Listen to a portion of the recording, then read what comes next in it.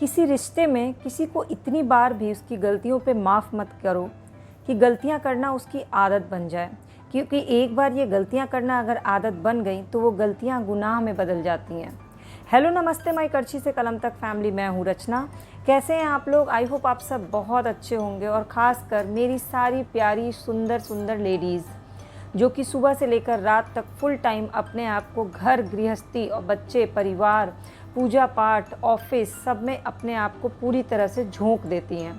झोंकना इसलिए क्योंकि हमारे पास कोई ब्रेक का टाइम नहीं होता है। जैसे कि मैं अपनी ही बात करूं अगर, तो सुबह उठने से लेकर रात सोने तक कैसे मेरा पूरा दिन बीत जाता है मुझे पता ही नहीं चलता। हर दिन का मेरे पास अलग से कुछ टारगेट होता है, उसको भी ख़त्म करती हूँ, और साथ ही साथ घर के जो बेसिक चीज़ें होती हैं वो तो होना ही होता है। तो एक मदर, एक हाउसवाइफ, एक लेडी, एक औरत, एक काम घर और बाहर दोनों देखने वाली लेडी, सभी के लिए सेम वही है कि सुबह 6 बजे मॉर्निंग रूटीन जो शुरू होता है रात के 10 बजे तक वो वही कंटिन्यूस रहता है।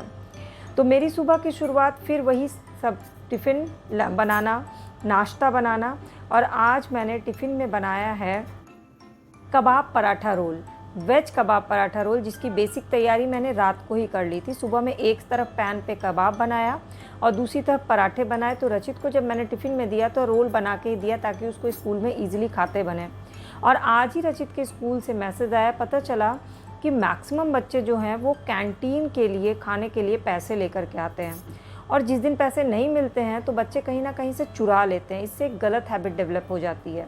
तो मैम ने स्पेशली ये मैसेज किया कि बच्चों को पैसे ना दें कैंटीन के लिए, उनको हेल्दी टिफ़िन बॉक्स दें। और एक्चुअली में ये बात सही भी है कि ये एज नहीं होता है बच्चों का कैंटीन में जाने का, पैसे का लेन देन करने का, और हम जितना बेहतर तरीके से उन्हें हेल्दी बना करके दे सकते हैं उतना हेल्दी उनको कैंटीन में नहीं मिलेगा। कभी कभी मुझे जब तबीयत थोड़ी सी ख़राब लगती है ना, थकान लगती है, तो लगता है कि सुबह उठ के रचित को बोल दूं कि आज तुम कैंटीन में खा लेना, लेकिन अभी तक का रिकॉर्ड है कि मैंने ये नहीं किया है, और मुझे लगता है मैक्सिमम मदर्स ये नहीं करती हैं।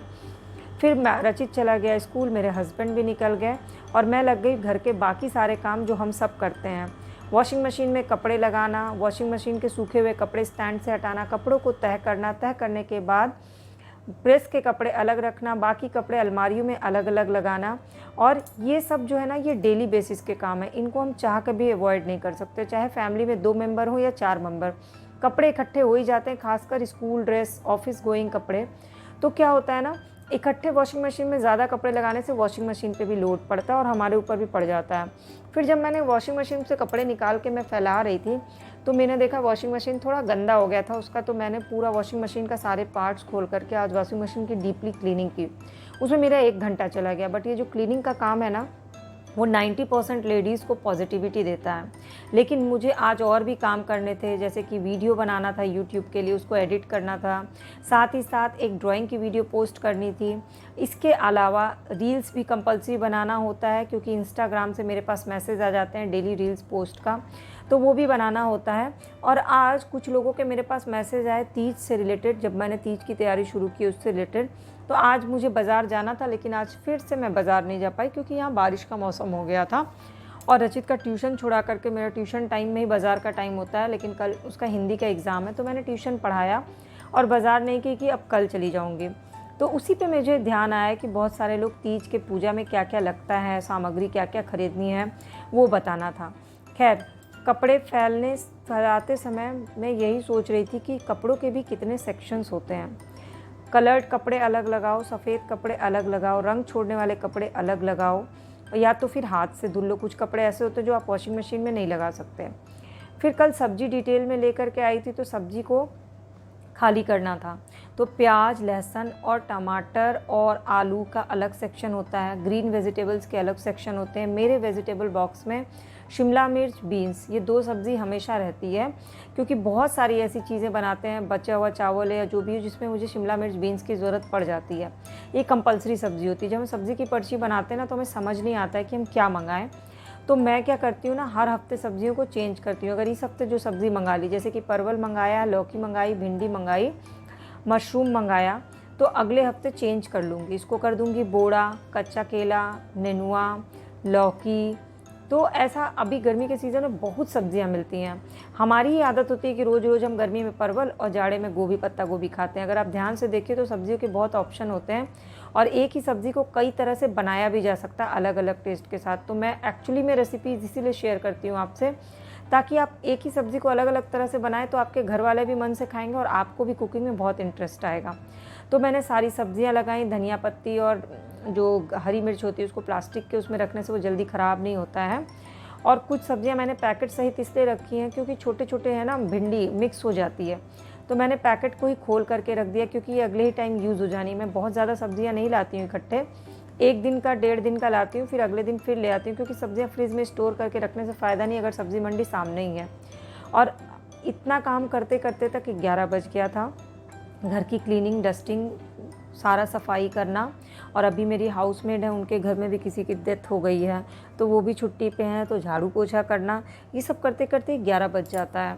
और तब मेरे दिमाग में ना यूट्यूब का कंटेंट चलते रहता है कि अब 11 सारा टाइम सिर्फ घर के ही काम में बिता दिया, अब मैं अपना ऑफिशियल वर्क यानी यूट्यूब का काम और लॉ की। कोई भी पूजा पाठ पर्व त्योहार आता है तो उसके कुछ दिन पहले से ही तैयारी शुरू हो जाती है। उन तैयारियों में सबसे इम्पॉर्टेंट होता है उस पूजा पाठ में लगने वाले पूजा सामग्री। जैसे कि तीज का त्यौहार जैसे ही आता है उससे पहले हमें एक लिस्ट बनानी होती है कि पूजा के लिए क्या क्या सामग्री चाहिए। और अगर एक भी सामान गलती से मिस हो जाता है तो पूजा के समय मन में एक खटका सा लग जाता है कि हमने गलती से एक सामान छोड़ दिया। किसी भी त्यौहार में ऐसा ना हो, इसके लिए प्रॉपर लिस्ट बनाना बहुत ज़रूरी है। हेलो नमस्ते माय करची से कलम तक फैमिली, मैं हूँ रचना और स्पेशल बधाई सभी लेडीज़ को, क्योंकि आज मैं आपसे शेयर कर रही हूँ तीज के व्रत और पूजा के लिए क्या क्या पूजन सामग्री लगती है। ये जो पूजा होती है, ये जो विधि होती है, ये जो नियम होते हैं, ये हर किसी के घर में, हर किसी के परिवार में अपने अपने होते हैं। और ये जो नियम कानून होते हैं, ये सारी चीज़ें हम अपने बड़े बुजुर्गों को देख के फॉलो करते हैं। लेकिन कितना भी कुछ भी पूजा में अलग हो जाए, सबकी बेसिक विधि जो होती है ना, जो वो सबका कॉमन होता है। इसी तरह से पूजा सामग्री भी जो होती है तीज की, वो 2 भाग में होती है। एक तो जो आप चढ़ावा चढ़ाते हैं वो, और एक जो आप दान करते हैं वो। इसलिए जब भी पूजा सामग्री की लिस्ट बनाएं तो उसे 2 भाग में बांटें, चढ़ावे वाले सामान अलग और दान वाले सामान अलग। तो अब ये चढ़ावे वाले सामान में क्या क्या चीज़ें हैं जो पूजा के समय, पूजा करते समय हमें ज़रूरत पड़ती है, एकदम फर्स्ट से ले करके लास्ट हवन तक में पूजा के समय क्या क्या चीज़ें हैं जो बिल्कुल कंपलसरी है, जो पूजा में ज़रूर होना चाहिए, और उसके अलावा क्या क्या चीज़ें अगर होंगी तो पूजा बहुत अच्छी होती है। उसी तरह से चढ़ावे के साथ साथ दान, जो कि आप अपनी इच्छा के अनुसार करते हैं, लेकिन कुछ चीज़ें कंपलसरी होती हैं जो तीज व्रत के बाद दान करनी चाहिए। तो इस वीडियो को पूरी ज़रूर देखिएगा और लिस्ट बना करके ही मार्केट जाइएगा, ताकि पूजा के समय आपके मन में ये खटका ना लगे कि हमसे कोई सामान मिस हो गया। तो चलिए शुरू करते हैं तीज के पूजा सामग्री की जो लिस्ट है उसको देख। तो इसके बाद मैंने बनाई ड्राइंग, और आजकल मैं ड्राइंग बना रही हूँ कार्टून कैरेक्टर्स की। तो इसकी फुल वीडियो मैंने चैनल के प्लेलिस्ट पे शेयर की। मुझे ड्राइंग बनाने से ना बड़ी पॉजिटिविटी आती है। छोटा मोटा ही ड्राइंग बना लो, कलर्स देख लो तो बहुत अच्छा फील होता है। और इसके बाद फिर मैं पहुँच गई किचन में दिन का खाना बनाने।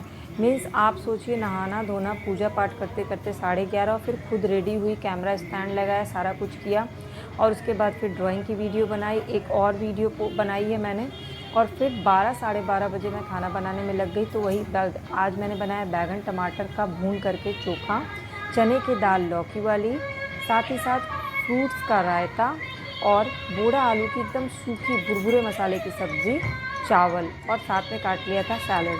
तो हमारे यहाँ 2 सब्ज़ी कंपलसरी बनती है, और रायता पूरे सीज़न चलता है, क्योंकि ताज़ी ताज़ी दही खाना ना कैल्शियम का बेस्ट सोर्स होता है, मैंने आपको बताया था। तो बैगन का चोखा बनाने के लिए इसको मैं कभी उबाल के बना लेती हूँ जब मेरे पास टाइम कम होता है, और जब मेरे पास टाइम ज़्यादा होता है तो मैं इसको भून करके बनाती हूँ, क्योंकि हम लोग को भुना हुआ ही ज़्यादा पसंद आता है। तो बैगन को धुल लिया, ऊपर से हल्का सरसों का तेल लगा दिया, और इसमें चेक कर लिया कि कहीं कीड़े ना हो, क्योंकि 3 में से 1 बैगन में तो कीड़े निकल ही आते हैं।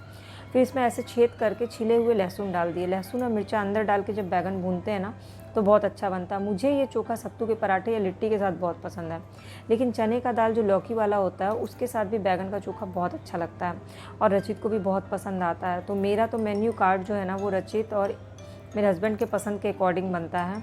मुझे क्या पसंद है वो मैं कभी कभी सोचती हूँ कि हाँ आज चलो ये वाली पसंद, और इत्तेफाक से हम तीनों की पसंद कॉमन है।